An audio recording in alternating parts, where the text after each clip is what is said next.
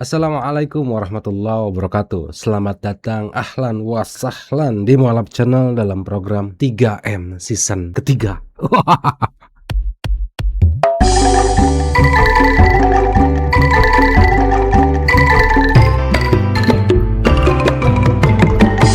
Sering kita melihat murtadin Indonesia, ceritanya yang halu, duhai lucu sekali.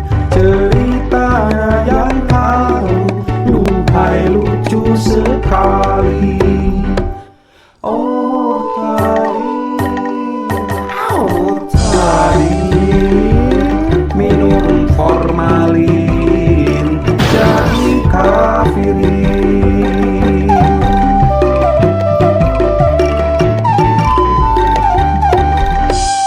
Hei murtadin, hei murtadin, ini mualaf siap Napoli bersama dengan umat muslimin.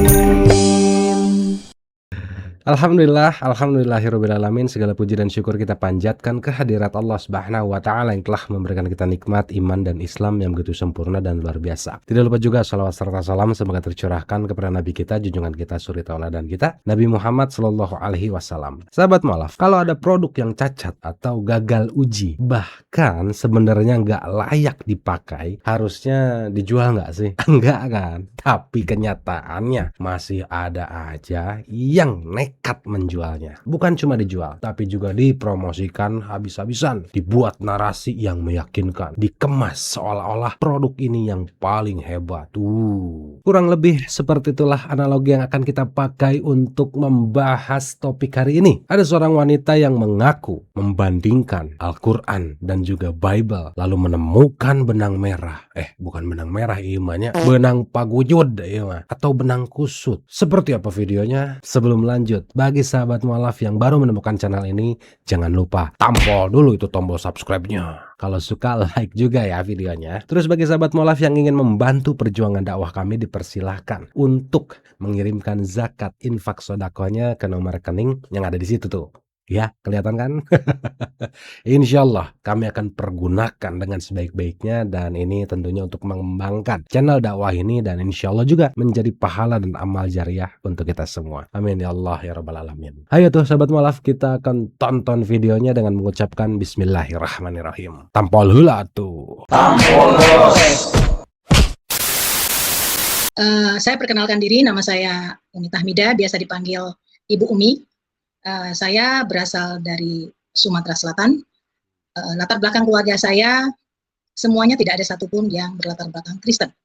Mereka semua latar belakang dari seberang, semuanya Muslim.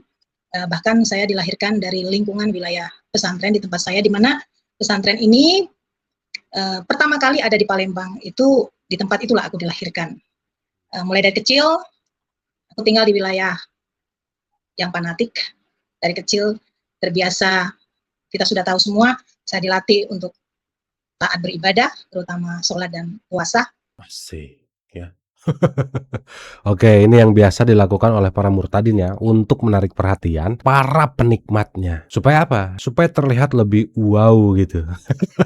Lahir dari agama Islam yang fanatik, dididik di lingkungan pesantren, ajarannya keras dan lain sebagainya. Tapi nanti pasti ada yang aneh. Tapi teman-teman lihat aja ya, nanti ketika dia melirik, atau lihat aja matanya ketika sedang berganti kalimat ya. Kita lanjut teman-teman ya.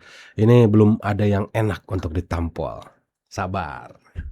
Saya sekolah mulai dari SD, SMP, SMA, bahkan sampai kuliah saya berada di Palembang. Dan puji Tuhan, karena kebaikan Tuhan, akhirnya lulus STG saya diterima di Institut Agama Islam Negeri Palembang. Dan kemudian saya kuliah di sana mengambil jurusan pendidikan tarbiyah, yaitu agama Islam. Untuk menjadi, setelah lulus dari sana, saya akan menjadi guru agama Islam. Tapi rencana Tuhan berbeda, teman-teman, Bapak Ibu. Ketika tahun 89 ibu saya meninggal dunia karena sakit, saya sementara lagi mempersiapkan diri untuk menyelesaikan kuliah di Institut Agama Islam Palembang. Karena saya tinggal di saudara dan Bapak Ibu tahu ketika masih kecil, Yang namanya tinggal di saudara tidak sama di rumah kita sendiri. Saya biasa bangun pagi hari, setelah itu sholat subuh jam 5 pagi. Dan dari kecil memang saya diajarkan oleh kakak sepupu saya untuk selalu sholat subuh itu di masjid bersama dengan keluarga. Karena kakak sepupu saya tempat saya tinggal adalah lulusan Institut Agama Islam Negeri Palembang. Beliau juga adalah guru agama. Dan beliau memang, saya tahu, taat beribadah sampai hari ini. Beliau menjadi guru ngaji. Oh, oke ya.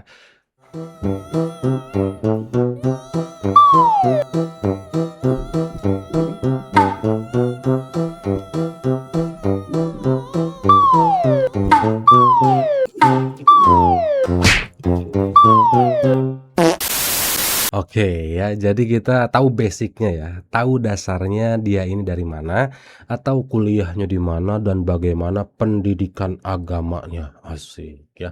Ini udah biasa teman-teman, dihiperbolakan, dilebih-lebihkan gitu ya. Dan nanti kita lihat saja apa yang menjadi dasar dia pindah agama. Asik. Kita tonton lagi ya. Saya mendapat traktat dari teman saya yang beragama Kristen, dia sahabat sekaligus kakak rohani saya sampai hari ini. Beliau memberikan traktat yang berjudul Isa Al-Masih menurut Al-Quran dan Alkitab. Dan dia mengajak saya pada saat itu, dia bertanya, Umi, kamu tahu nggak siapa Yesus? Ketika itu saya tidak mengerti siapa Yesus. Saya jawab, Yesus adalah Nabi. Yesus yang berkuasa di bumi dan di surga. Terus dia bilang, kamu tahu nggak kalau Yesus itu Tuhan? Enggak. Saya katakan, Yesus bukan Tuhan, Yesus Nabi. Terus dia katakan, teman saya ini, Umi, Yesus mati untuk menebus dosa manusia. Terus kemudian dia serahkan traktat yang berjudul Isa Al-Masih menurut Al-Quran dan Alkitab. Sementara saya sendiri memiliki tafsir Al-Quran. Dari kecil memang sudah biasa ngaji, sudah biasa sholat. Tapi jujur ketika itu, mengaji itu kalau tanpa membaca tafsir, saya tidak mengerti apa makna dari bacaan yang saya lakukan 5 kali satu hari. Sholat subuh, zuhur, asar, maghrib, dan isya, saya tidak tahu. Tetapi memang dari kecil saya terbiasa diajarkan ibu saya untuk sholat tahajud dan istighfar. Asik. Ada yang enak nih buat ditampol.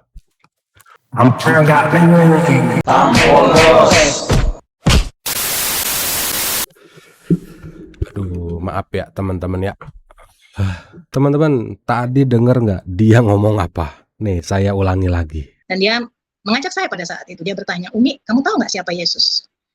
Ketika itu saya tidak mengerti siapa Yesus. Ketika itu saya tidak mengerti siapa Yesus. Saya jawab, Yesus adalah Nabi. Yesus yang berkuasa di bumi dan di surga. Terus dia bilang, kamu tahu nggak kalau Yesus itu Tuhan? Enggak. Saya katakan, Yesus bukan Tuhan, Yesus Nabi. Ongkoh cenah nggak tahu, nggak ngerti tentang Yesus, tapi dijawab Yesus adalah Nabi, Yesus yang berkuasa di bumi dan di surga. Sebentar, ajaran Islam mana yang mengajarkan dan ngasih tahu kalau Yesus itu berkuasa di bumi dan di surga? Kaca letot, nggak sengaja ya menunjukkan identitas asli. Waduh.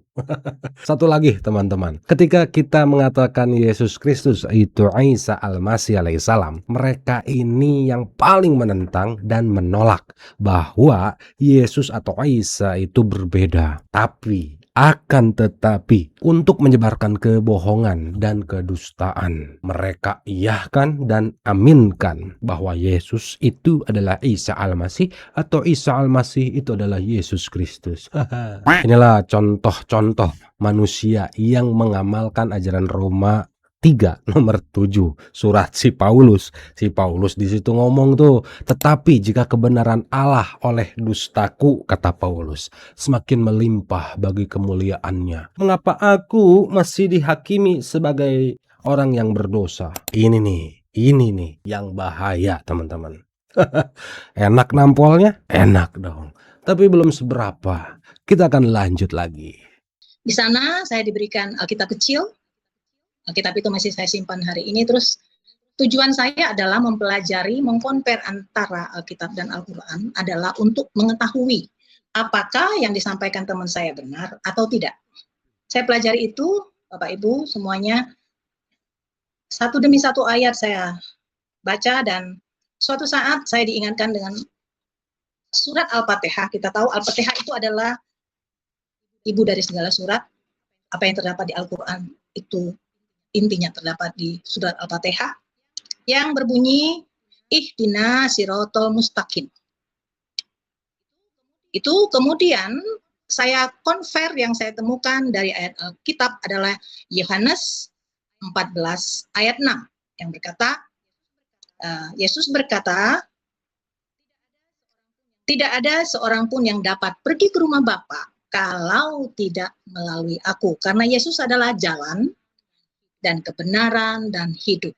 Diperkuat lagi ketika saya membaca dari Alkitab yang diberikan teman saya, Yohanes 1 ayat 1, yang berbunyi, pada mulanya adalah firman, firman itu bersama-sama dengan Allah, dan firman itu adalah Allah.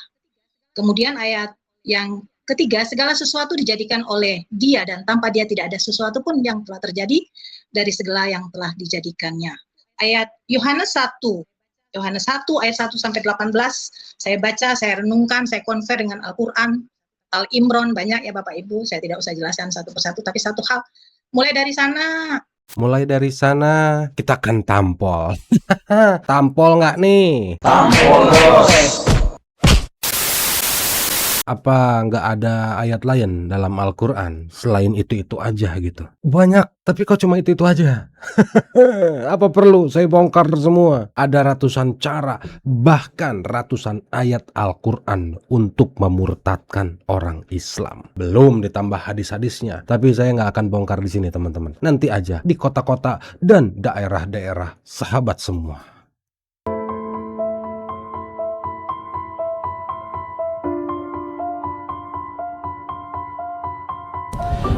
Udah dikasih tiket ke surga sama Yesus malah dibuang sia-sia. Kamu dasar anak bodoh, anak TO gitu lah. Ya Allah, saya bilang kok gini banget ya. Bahwa ini bukan gini-gini ini. Saya bilang, oh ini orang Islam nih kurang ajar, saya bilang gitu nih. Gara-gara ini saya ganti knalpot mobil itu pakai knalpot racing. Waktu lagi Jumatan saya sengaja Mas muterin masjid. Mobil-mobil di sekitarnya itu sampai bunyi alarmnya. Ini Yesus yang ngomong, Nabi Isa yang ngomong, Yesus yang dijadikan Tuhan yang ngomong bahwa Tuhan Allah kita, Tuhan itu Esa. Dari sini. Kan di Al-Quran tuh sering banget tuh di Al-Fatihah ayat ke-6, Ihdinas Shiratal Mustaqim. Lu doa itu dijawab enggak? Dia bingung, habis dari bingung itu baru masuk. Mendingan offline aja, tapi banyak yang niru lagi. Enggak, ini nanti ada jawaban-jawaban. Oh, oke, siap. Wah, ini saya bongkar aja semua ya supaya sahabat mu'alaf sama teman-teman muslim tahu. Jadi ketika mereka mengatakan tunjukkanlah kami jalan yang lurus, mereka akan langsung loncat kepada ayat Az-Zukhruf 61. Di sini dikatakan, kenapa kita harus mencari kebenaran tentang Tuhan kita? Karena satu petunjuk yang biasanya kalau kita beli motor atau beli handphone ada buku petunjuk ya. Kalau buku petunjuk itu ada salah satu perkataan bahwa buku petunjuk ini tidak asli, apa yang terjadi gitu. Nah nanti mungkin kalau dibaca di dalam Bible ini lebih sudutnya tuh kalau dibaca secara keseluruhan sudutnya untuk lebih mengajak kepada Tuhannya Yesus, bukan Tuhan Yesus, baik. Tuhannya Yesus. Jadi Yesus itu punya Tuhan. Oh iya. Ya, nikmat Islam tuh benar-benar luar biasa gitu ya. Maka dari itu Allah berfirman, fabi'ahi ala irobikum atau kaziban. Masya Allah, tabarakallah, indahnya Islam tuh seperti itu.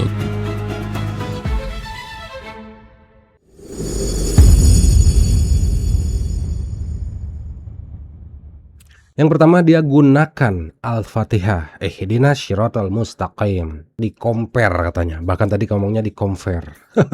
Iya, atau dibandingkan, atau lebih tepatnya dicocok logikan dengan surat-surat yang ada dalam Bible. Dia pakai surat Yohanes 14 nomor 6 katanya, akulah jalan dan kebenaran dan hidup, tidak ada seorang pun yang datang kepada Bapa kalau tidak melalui aku, kata Yesus. Gampang banget. Kita teliti aja kalimatnya dari nomor 6 ini. Kita pertanyakan, harus kita pertanyakan. Berarti Yesus cuma jalan doang dong, bukan tujuan. Ingat, Yesus cuma jalan, bukan tujuan. Kayak kita mau ketemu pemimpin perusahaan atau ketemu bos lah istilahnya ya, seperti itu. Nah, terus kalau mau ketemu bos, kita kan ketemu dulu nih sama security atau sama satpamnya. Kata satpamnya gini, tidak ada yang bisa menemui bos kalau tidak Melalui saya, kata si satpam. Karena saya tahu jalannya. Tahu nih si satpamnya, dia penunjuk jalannya. Nah yang anehnya ini, orang yang minta petunjuk kepada satpamnya ini, malah satpamnya ini jadikan bos. Paham kan maksud saya?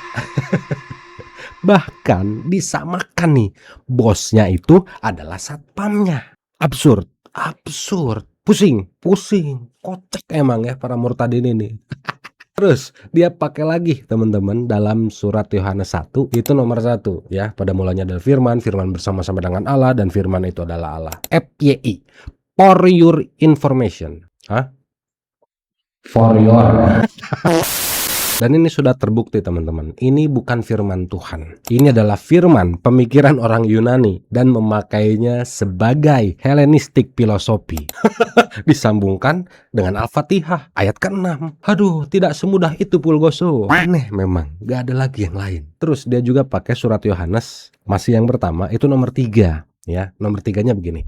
Segala sesuatu dijadikan oleh Dia, dan tanpa Dia tidak ada suatu pun yang telah jadi dari segala yang telah dijadikan. Sederhana banget, simple banget. Tanya aja ke dia, pernah nggak Yesus menciptakan sesuatu atau menjadikan sesuatu? Oh pernah. Apa itu? Air jadi anggur. Airnya udah ada belum? Terus katanya ngasih makan 5.000 orang. Ikan dan rotinya udah ada belum? Siapa yang menciptakan ikan dan roti? Terus katanya menyembuhkan yang buta. Waduh, butanya kecolok apa dari lahir nih? Terus katanya lumpuh jadi jalan kaki lagi. Lumpuhnya bawaan lahir apa ditabrak sama orang. Terus menyembuhkan penyakit dan lain sebagainya, termasuk kayak pohon ara yang tidak berbuah pada musimnya malah dikutuk. Apalagi yang Yesus ciptakan. Gak ada lagi brother. Apa yang Yesus sudah jadikan? Gak ada brother. Karena semua telah dijadikan atau sudah ada. Yang menjadikan Yesus sebagai manusia siapa? Dah itu aja. Tanya sama mereka. Silahkan jawab. Sederhana kan? Tapi ya begitulah sahabat mualaf, tabiat mereka menjadikan yang simple, yang sederhana menjadi babaliut dan kusut. Aduh, jawabannya udah ada tapi masih dipakai. IQ pakai. Nah ini kita lanjut teman-teman pada saat dia ini sholat tahajud. Asik, gas gencele. Jam 3 pagi bangun, jam 3 saya bangun. Saya memang terbiasa sholat tahajud sama sholat istighoro Bapak Ibu. Kalau malam itu saya sengaja memang selalu ambil waktu untuk sholat tahajud dan istighoro di malam hari. Dan malam itu ketika saya sholat istighoro, saya merasa ada 2 malaikat datang kepada saya, membawa saya keluar pintu. Dari pintu itu kami keluar dan saya melihat ke langit. Saya lihat di langit, Tuhan Yesus berdiri menumpangkan tangannya dan berkata, suaranya terdengar jelas, anakku yang kukasihi, ikutlah aku. Dan saat itu saya menangis, saya tertunduk, saya melihat jangankan Tuhan Yesus, malaikat saja itu rambut perak, ganteng, kiri kanan saya membawa saya keluar. Dan ketika Tuhan Yesus bergema mengatakan hal itu, saya pikir ini pemikiran saya ketika itu, saya akan mati hari itu. Dan saya bilang, Tuhan saya belum siap. Saya tersungkur dan saya melihat cahaya Tuhan yang luar biasa. Tuhan berdiri dan ketika Tuhan berkata, anakku, aku ingin membawamu ke surga. Hari itu, saya mengambil keputusan untuk dibaptis. Aku akhirnya saya dilayanin oleh Pak Pendeta. Dan kemudian kita harus tampol. Tampol nggak nih? Tampol bos. Saya kira tadi sholat tahajud ya, sholat istighoroh cuna. Terus ketika dia sholat ini dibawa sama 2 malaikat yang rambutnya perak. Woi, manusia silver. Terus tiba-tiba ada Yesus. Asik. Ini efek makan kecubung minumnya Wipol atau gimana ini? Ini masuk akal banget teman-teman. Masuk akal banget ceritanya. Iya, masuk akal bagi orang Kristen yang percaya ceritanya. Bagian gimana ceritanya? Lagi sholat di bawah malaikat. Terus lihat ke langit, tiba-tiba lihat ke langit. Ada Yesus ngomong, Anakku yang kukasihi, ikutlah aku. woi kutil Paulus. Yesus gak punya anak bos. Yang ini ngaku anak, yang sana ngaku anak, yang itu ngaku anak. Sekarang semuanya ngaku anak. Nikah aja Yesus enggak. pernah deh Yesus nikah gitu ya. Tapi kan anaknya nggak ada di Indonesia. Kalau keturunan Rasulullah SAW itu kan biasanya panggil Habib ya. Kalau di Indonesia. Kalau keturunan Yesus dipanggil apa? Tulislah di kolom komentar.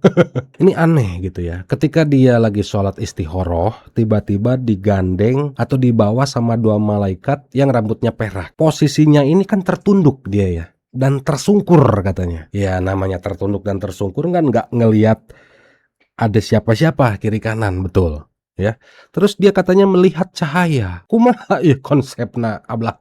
Bener kata MEM ya. Mereka semua ini adalah penipu dan pembohong. Yang bilang, saya bertemu Tuhan Yesus muka dengan muka secara langsung. You signifikanmu apa setelah ketemu langsung muka dengan Tuhan Yesus? Penipu kamu itu. Pembohong kamu itu. Ya, penipu kamu itu. Saya merasa ada 2 malaikat datang kepada saya, membawa saya keluar pintu. Keluar pintu, dari pintu itu kami keluar dan saya melihat ke langit. Saya lihat di langit. Tuhan Yesus berdiri menumpangkan tangannya dan berkata, suaranya terdengar jelas. Yang bilang ketemu muka dan muka dengan Tuhan Yesus, apa yang kau kerjakan? Baumu pun saya tidak tahu. Ya. Bohong saja ya. Jadi saudara, inilah kebohongan-kebohongan ya. Banyak orang Kristen itu bebal, ditipu ya. Banyak orang Kristen itu bebal ya. Mereka ditipu oleh hal-hal yang tidak jelas. Sudahlah. Ya, kita lanjut aja. Saudaraku dalam Kristus, saudaraku semua, Tuhan Yesus adalah jalan dan kebenaran dan hidup. Di dunia ini, yang mengatur segala sesuatu ini adalah Tuhan Yesus. Karena dia adalah Alfa dan Omega. Firman Tuhan yang menjadi manusia. Tetapi karena begitu besar kasih Tuhan Yesus kepada manusia, sehingga Allah Bapa mengirimkan Tuhan Yesus untuk menjadi korban bagi dosa dan segala sakit penyakit kita. Waduh. Yesus tumbal dong. Tumbal dosa umat manusia. Waduh, jahat banget berarti ya. Toh, emang benar teman-teman. Coba denger nih kata pendetanya. Kita butuh juru selamat. Juru selamat itu tidak berdosa, tapi harus mati sebagai tumbal atau mengganti kita. Dan kalau kita percaya Yesus, kita tidak akan mengalami kematian kekal. Haleluya. Ngeri loh saudara, ngeri. Dan tadi katanya Yesus adalah Alfa dan Omega. Minyak hati ikan, kod. Ya Allah. Ini di dunia ini katanya yang mengatur semuanya adalah Tuhan Yesus, yang dimana firman Tuhan yang menjadi manusia. Waduh, jadi Allah Bapa nganggur gitu, duduk ucang angge gitu. Kenan ucang angge teh, tumpang kaki ya, kakinya diayun-ayun gitu. Siga kuntilanak gitu. Apa Allah Bapa ngelihat Yesus sambil ngopi gitu ya? Yesus yang ngatur dunia ini. Astagfirullahalazim. Pemikiran apa ini teman-teman? Astagfirullah. Alhamdulillah ya, umat muslim udah pasrah dan tahu gitu ya, karena Allah sudah firmankan. Allah sudah firmankan dan menjelaskan siapa dirinya. Itu kalimatnya seperti ini. Allahu la ilaha illa huwal hayyul qayyum la ta'khudhuhu sinatun wa la na'um lahu ma fis samawati wa ma fil ard man zallazi yasfa'u indahu illa bi izni ya'lamu ma baina aydihim wa ma khalfahum wa la yuhituna bi syai'in min ilmihi illa bima syaa wasi'a kursiyyuhus samawati wal ard wa la ya'uduhu hifdzuhuma wa huwal aliyyul azim. Sadaqallahul azim. Ya, jadi semoga kita semua dalam lindungan Allah Azza wa Jalla dan dijauhkan dari kisah-kisah palsu dan menipu seperti ini. Amin Allahumma amin. Kalau begitu, saya Erik Rianto, CEO Mualaf Channel undur diri. Barakallahu fikum.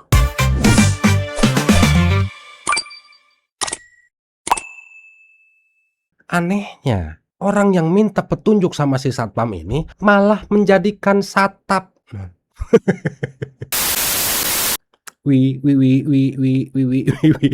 Jokowi lain Gunung Kawi.